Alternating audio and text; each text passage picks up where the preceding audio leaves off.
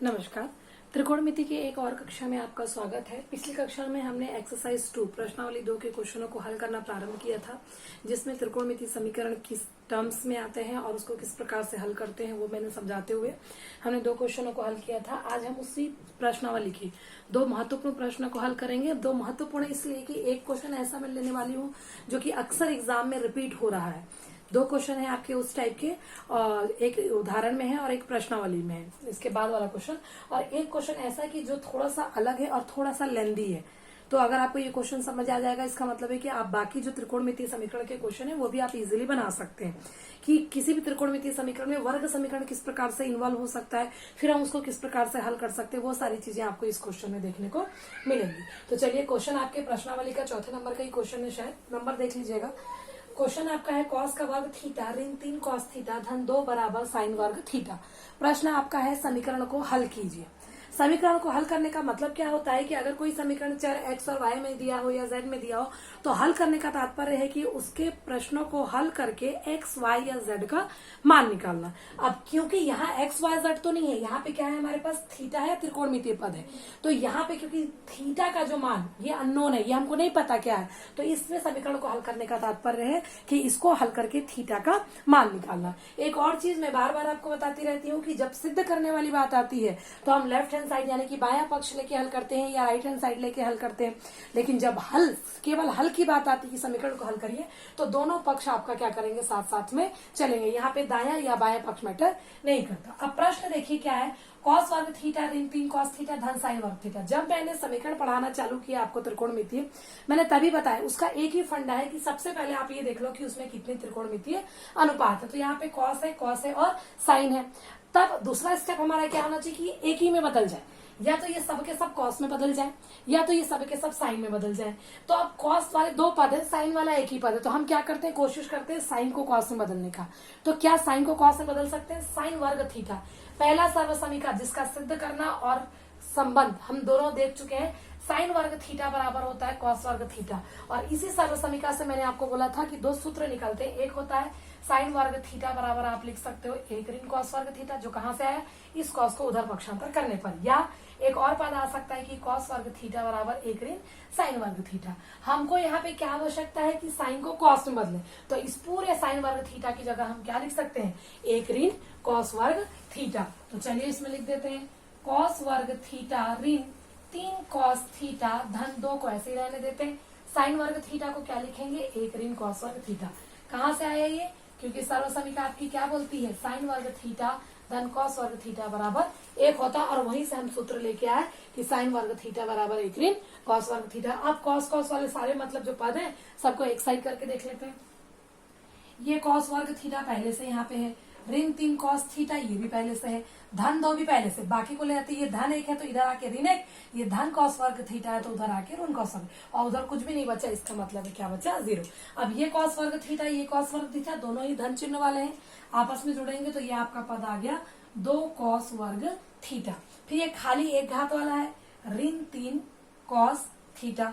अब ये धन 2 ऋण 1 अलग अलग चिन्ह है, घटेंगे, 2 में से 1 घटाया, कितना आया, धन 1 बराबर 0। तो आपको क्या पद मिला, 2 कॉस वर्ग थीटा ऋण 3 कॉस थीटा धन 1 बराबर 0। पिछले जितने भी प्रश्नों में जब हम एक ही पद में बदल देते थे, मतलब या साइन में बदल दिया या कॉस में बदल दिया, तो बदलने पे अक्सर हमको 2 पद मिलता था या कुछ ऐसा मिलता था जो कि सारे पदों में कॉमन होता था।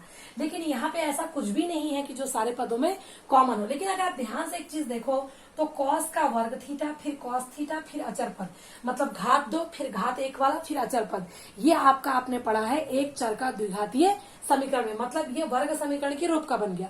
अब 2 तरीका है, एक तो डायरेक्ट आप कॉस के रूप में ही वर्ग समीकरण को हल करो, दूसरा अगर आपको जरा सा भी कंफ्यूजन है तो आप क्या कर लेते हैं, यहाँ पे कॉस थीटा बराबर हम कुछ और संकेत रख लेते हैं, कॉस थीटा बराबर x रखने पर। ये x रखने वाला काम हम इसलिए कर रहे हैं ताकि हमको ये सरलतम रूप दिखे और आपको हल करने में सरल हो। 2 कॉस वर्ग थीटा मतलब x का वर्ग ऋण 3 कॉस थीटा बराबर x है तो 3x धन 1 बराबर 0। अब ये स्पष्टतः आपको एक चर का द्विघातीय समीकरण दिख रहा होगा। अब द्विघातीय समीकरण को हल करने की 3 विधियां हमने अभी पढ़ी है 10वीं में। पहली विधि आपकी क्या है, मध्य पदों को तोड़कर, दूसरी विधि आपकी सूत्र विधि और तीसरी विधि आपकी पूर्ण वर्ग। पूर्ण वर्ग की बात तो हम यहाँ करेंगे ही नहीं, बचते हैं दो, एक मध्य पद को तोड़ना, एक सूत्र को। अगर आप मध्य पद तोड़ पाते हो तो मध्य पद तोड़िए क्योंकि वो ज्यादा छोटा है, और उसके बाद अगर आपको लग रहा नहीं मैं मध्य पद नहीं तोड़ना चाहता तो आप डायरेक्ट सूत्र लगाइए, आपकी मर्जी है। मैं यहाँ पे मध्य पद को तोड़ के बनाती हूँ, आप अगर चाहते हैं तो सूत्र विधि लगाइए, कोई परेशानी नहीं होगी। लेकिन अगर आपको ऐसा लग रहा है कि कोई परेशानी हो रही तो आप बिल्कुल बताइएगा, तो फिर हम उसका कुछ करेंगे। अब यहाँ पे ए बराबर है 2, बी बराबर है ऋण 3, सी बराबर 1। मैंने डायरेक्ट ये इसी लिखा है कि मैंने आपको द्विघातीय बहुपद भी पढ़ाया है और एक चर का द्विघातीय समीकरण भी पढ़ाया है। जिस भी बच्चे ने इसका क्लास अटेंड नहीं किया हो या इसको समझ में नहीं आ रहा, तो आप पिछला जो है एक चर का द्विघातीय समीकरण और बहुपद का जो वीडियो है वो यूट्यूब में अवेलेबल है, आप उसको सर्च करके देख लीजिएगा, तो आपको ये सारी चीजें समझ में आ जाएंगी। चलिए अब क्या करते हैं, यहाँ पे बी ए गुणित सी, हमेशा यही किया जाता है मध्य पद को तोड़ने के लिए। पहले ए सी का मान देखो, ए गुणित सी मतलब 2 गुणित 1, यानी कि आपको क्या मिल गया, 2 मिल गया। अब बी का मान क्या है, ऋण 3, मध्य पद क्या है, ऋण 3x। तो इस ऋण 3 को ऐसे तोड़ना है कि इसका मान ना बदले, मतलब जोड़ने या घटाने पे ये ऋण 3 ही रहे, लेकिन जब हम गुणा करें तो हमको क्या मिलना चाहिए, 2 मिलना चाहिए। तो आप देखो कि भाई 3 को किस प्रकार से तोड़ सकते हैं। तो अगर कंफ्यूजन होता है तो जो एसी का पद आता है उसी का गुणनखंड करके देखा जाता है। तो 2 एकम 2, मतलब क्या हो जाएगा, 2 गुणित 1 आपका 2 होगा, 2 धन 1 आपका 3 होगा। लेकिन मेरे को क्या चाहिए, ऋण 3। तो ऋण लाने का क्या कंडीशन है कि ऋण 3 आ जाए। अगर ये दोनों में ऋण हो तो क्या दोनों में ऋण को गुणा करने पे धन 2 आ रहा है, हाँ बिल्कुल आ रहा है। तो हम इसको नहीं लेंगे, इसको और इसको लेंगे। तो चलिए, मतलब ऋण 3 को हम क्या लिख सकते हैं, ऋण 2 ऋण 1, ये वाला एक पद, और 2 को क्या लिख सकते हैं, ऋण 2 गुणित ऋण 1। तो देख लीजिए दोनों ही पद से आपका ऋण 2 ऋण 1 को जोड़ने पे ऋण 3, ऋण 2 ऋण 1 को गुणा करने पे धन 2, मतलब मध्य पद टूट सकता है। तो अगले पद में लिख लेते हैं, आपका समीकरण है 2x का वर्ग ऋण 3x धन 1 बराबर 0 है। तब आप 2x का वर्ग ऋण 3 की जगह क्या लिखना है, ऋण 2 ऋण 1। तो ऋण 2 x है तो x भी आ जाएगा साथ में, और ऋण x, 1x मतलब ऋण x धन 1 बराबर 0। अब आपके 4 पद हो गए हैं, दो पद को देख लीजिए, इस पद में 2 है, इसमें भी 2 है, इसमें x 2 बार है, x गुणित 1, इसमें 1 बार है, मतलब मैं दोनों में से 2 और दोनों में से 1 x को बाहर निकाल सकती हूँ। तो क्या बचा मेरे पास, यहाँ बचा खाली x ऋण, ये 2x पूरा चला गया, कुछ भी नहीं बचा, मतलब 1। अब यहाँ पे x है, यहाँ पे x नहीं है, यहाँ पे तो क्या कुछ भी नहीं है, निकल रहा कॉमन। तो जब कुछ नहीं निकलेगा तो 1, सामने ऋण है तो ऋण 1 निकलेगा। तो जब ऋण निकलेगा तो अंदर के चिन्ह बदल जाएंगे, x ऋण 1 बराबर 0। अब देखिए मध्य पद का यही ट्रिक होता है कि जो दोनों कोष्टक आ रहे हैं तोड़ने के बाद वो समान आ रहे हैं कि नहीं। अगर वो समान आ रहा है दैट मीन्स हम सही रास्ते पे हैं। तो चलिए, दोनों में से x ऋण 1 को हमने कॉमन निकाल लिया, इधर बचा 2x ऋण 1 बराबर 0। अब क्या किया जाता है, दो पद का गुणा 0 है, इसका मतलब या तो ये 0 है या तो ये 0।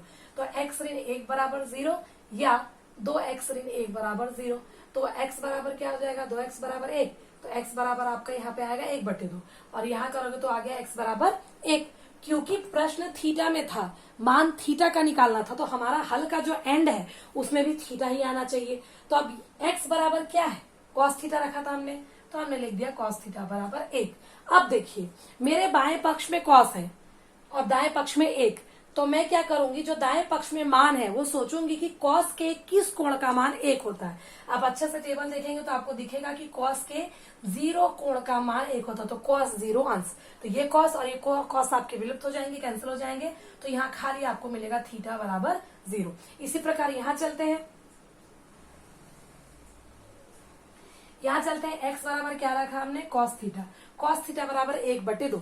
तो cos के किस कोण का मान 1/2 होता है। मैंने ऐसा क्यों नहीं सोचा कि साइन का किस कोण का मान 1/2 होता है, इसीलिए क्योंकि मेरे बाएं पक्ष में cos है। मेरे बाएं पक्ष में cos हो तो मैं दाएं में cos का ही मान खोजूंगी। तो cos के 60 का मान मैंने आपको टेबल बताया हुआ है, बनाने का ट्रिक भी सिखाया हुआ है, या फिर आपने 9th में लर्न भी किया होगा। तो आप क्या करिए, उसमें से देखिए, समझिए cos 60 का मान 1/2 होता है।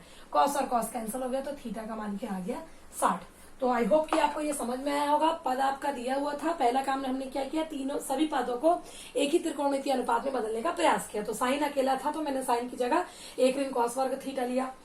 उसके पद को जमाने के बाद मैंने सारे पद को पक्षांतर कर दिया। पक्षांतर करने के बाद cos का वर्ग 2 बार आ रहा था, इसलिए 2 cos का वर्ग हो गया। ऋण 3 cos theta as it is हो गया, 2 में से 1 को घटाने पे मेरे को 1 मिला बराबर 0। अब इसको ध्यान से देखने पे वर्ग, फिर घात 1 और फिर अचर, मतलब ये वर्ग समीकरण बन रहा था।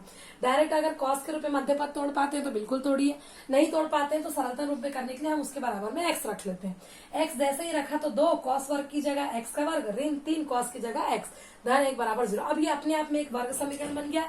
इसके आगे हल करने की विधि बिल्कुल आप स्वतंत्र हो, आपकी मर्जी है। मैंने यहाँ पे मध्य पद से किया। तो ए का मान पता है, बी का मान पता है, सी का मान, तो ए गुणित सी लिखते हैं। सबसे पहले कितना आया 2, बी का मान मध्य पद क्या है ऋण 3, तो मान क्या होना चाहिए ऋण 3, जोड़ने या घटाने पर ऋण 3, लेकिन गुणा करने पे जस्ट ऊपर वाला AC यानी कि धन 2। तो मेरे को धन 2 भी चाहिए था, ऋण 3 भी चाहिए था। किस प्रकार आया मैंने आपको दिखाया। अब मैंने ऋण 3 की जगह ऋण 2 ऋण 1 रखा, एक्स का साथ गुणा किया तो ऋण 2x ऋण x धन है। 4 पद जैसे हो गए, मैंने प्रथम 2 पद को लिया, दोनों में 2x कॉमन था, निकाला। यहाँ पे कुछ भी कॉमन नहीं था तो ऋण 1 कॉमन निकला, दोनों में x ऋण 1 2x ऋण 1। आप जानते हो जब इसका बराबर 0 होता तो हम एक पद को 0 या तो दूसरे पद को 0, तो बराबर 0 किया। लास्ट में आपके पास x के रूप में मान 1 और 1/2 आया। क्योंकि प्रश्न थीटा का था तो उत्तर आपको थीटा में ही चाहिए था, तो हमने x के मान को वापस रख दिया, cos थीटा बराबर 1, और यहाँ पे मान रख दिया cos थीटा बराबर 1/2।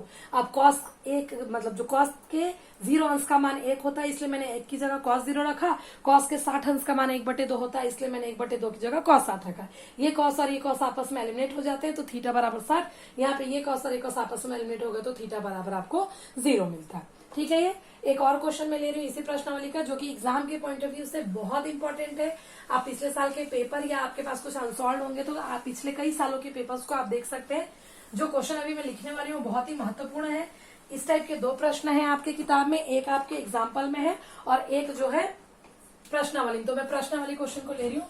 cos थीटा बटे 1 ऋण साइन थीटा धन cos थीटा बटे 1 धन साइन थीटा बराबर 4।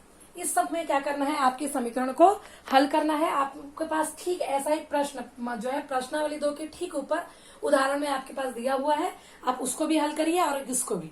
तो इसको मैं बता रही हूँ किस प्रकार से करना है और इसी के आधार पे आप उसको हल करेंगे तो बिल्कुल वो हल हो जाएगा। चलिए, अब क्योंकि ये सिद्ध करना नहीं है, हल करना है, तो हमको दोनों पदों को साथ साथ लेके चलना होगा। चलिए, अब देखिए cos थीटा नीचे है 1 ऋण साइन थीटा 1 धन साइन थीटा, ये दोनों अलग है लेकिन ये दोनों समान पद है। तो अगले ही पद में मैं क्या कर सकती हूँ, cos थीटा को दोनों में से उभयनिष्ठ कॉमन निकाल सकती हूँ। तो यहाँ क्या बचा 1/1 ऋण साइन थीटा धन यहाँ 1 और ये बटे में आ गया 1 धन साइन थीटा बराबर 4 को हम टच नहीं कर रहे, पद आपका आ गया cos थीटा। अब देखिए cos थीटा तो अकेला है, सिंगल है, इसके साथ हम कुछ नहीं कर सकते।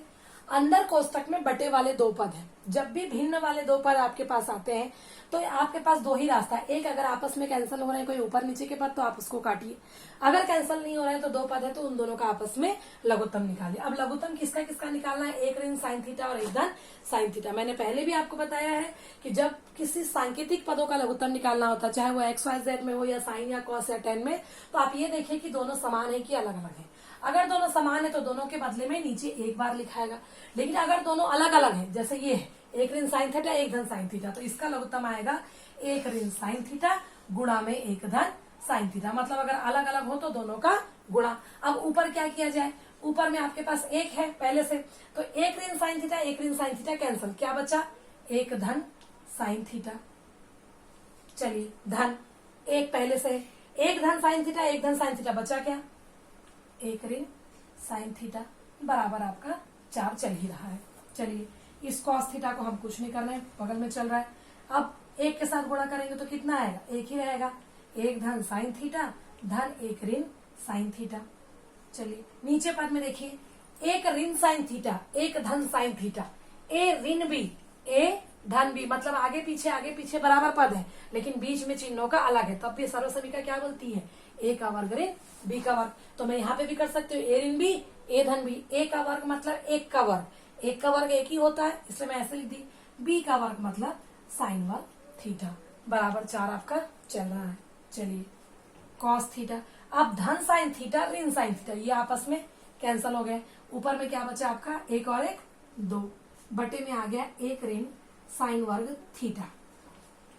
अब 1 ऋण साइन वर्ग थीटा होता क्या है, जस्ट अभी थोड़ी देर पहले हमने कॉस में बदला था, क्या होता है, सर्वसमीका पढ़िए आपने, साइन वर्ग थीटा धन कॉस वर्ग थीटा बराबर 1 ऋण साइन थीटा, साइन को उधर भेजिए, कॉस वर्ग थीटा बराबर होता है 1 ऋण साइन वर्ग थीटा। मतलब 1 ऋण साइन वर्ग थीटा पूरे की जगह में क्या रख सकती हूँ, कॉस का वर्ग थीटा। तो ऊपर में आपका 2 कॉस थीटा, नीचे में इसको मैं लिख सकती हूँ कॉस वर्ग थीटा। अगले ही पद में बराबर आपका 4 चल रहा है, उसको लिखते जाइए, 2 कॉस थीटा, कॉस के वर्ग थीटा को मैं लिख सकती हूँ कॉस थीटा गुणा में कॉस थीटा, क्योंकि मैं आपको बता चुकी हूँ कि कॉस वर्ग थीटा का मतलब क्या होता है, कॉस थीटा गुणित कॉस थीटा बराबर में आपका 4। एक कॉस थीटा कैंसल, आपके पास बचा 2 बटे कॉस थीटा बराबर 4। अभी बटे में है, हर में है, तो हम उसको उधर भेज देते हैं, गुणा में चला जाएगा ये 2 बराबर 4 कॉस थीटा, या इसको ऐसा भी लिख सकते हैं 4 कॉस थीटा बराबर 2। अगले पद में कॉस थीटा बराबर 2 बटे 4, तो 2 एकम 2, 2 दूनी 4, कॉस थीटा बराबर 1 बटे 2, तो थीटा बराबर कॉस थीटा, तो कॉस के किस कोण का मान 1 बटे 2 होता है, 60 का मान।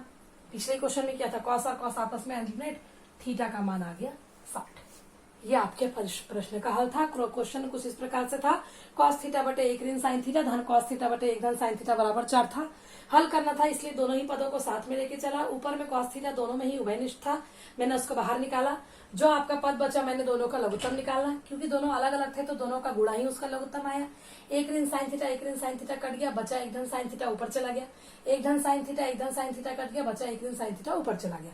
कोष्टक खोला तो धन साइन और ऋण साइन होने की वजह से ये आपस में कट गए, एक और एक आपका क्या होके 2 होके जुड़ गया। नीचे 1 ऋण साइन थीटा 1 धन साइन थीटा, दोनों के प्रथम पद समान है, द्वितीय पद समान है, फर्क केवल चिन्हों का है, मतलब ए ऋण बी ए धन बी, जिसको डायरेक्ट लिखा जा सकता है ए का वर्ग ऋण बी का वर्ग। तो 1 का वर्ग 1 ही आएगा, साइन का वर्ग थीटा, कॉस थीटा, और आपका राइट हैंड का सार ऐसा ही चल रहा था। अब 1 ऋण साइन वर्ग थीटा जो है, सर्वप्रथम जो आपका प्रमेय आप यहाँ लिख भी सकते हो, साइन वर्ग थीटा धन कॉस वर्ग थीटा बराबर 1 होता है। चूंकि आप सूत्र बगल में लिख सकते हो, और शॉर्ट में यहाँ लिख देती हूँ मैं, चूंकि साइन वर्ग थीटा धन कॉस वर्ग थीटा बराबर 1, तो यहाँ से आपको क्या मिल जाता है, 1 ऋण साइन वर्ग थीटा बराबर कॉस वर्ग थीटा बराबर में 4 चल रहा था। कॉस वर्ग थीटा को लिखा जा सकता है कॉस थीटा गुणित कॉस थीटा आपस में कैंसिल हो गए, आपको मिला 2 बटे कॉस थीटा बराबर 4। तो हमने त्रियक गुणा कर दिया, तो 2 बराबर 4 कॉस थीटा, या इसको लिख सकते हैं 4 कॉस थीटा बराबर 2। तो यहाँ से कॉस थीटा का मान निकालेंगे तो कितना आ गया, 2 बटे 4, 2 एकम 2, 2 दूनी 4, तो कॉस थीटा बराबर कितना है, 1 बटे 2। अब 1 बटे 2 कॉस के किस कोण का मान है, 60 का, तो कॉस थीटा बराबर कॉस 60, कॉस और कॉस आपस में एलिमिनेट हो गए, तो थीटा बराबर 60। प्रश्नावली 2 में लगभग जिस टाइप के सारे मतलब क्वेश्चन थे हमने दोनों क्लास में मिलाकर उसको कर लिया है। आप और क्वेश्चन बना के देखिए, अगर किसी पर्टिकुलर क्वेश्चन में चाहे बुक में हो चाहे बुक से कहीं बाहर के भी अगर आपको कोई त्रिकोणमितीय समीकरण से रिलेटेड प्रश्न मिलते हैं जो आपको हल करने में समस्या आ रही है, तो आप बिल्कुल उसको मुझे मैसेज करिए, मैं उस क्वेश्चन को फिर आपको एक्सप्लेन करके बताऊंगी। Thank you.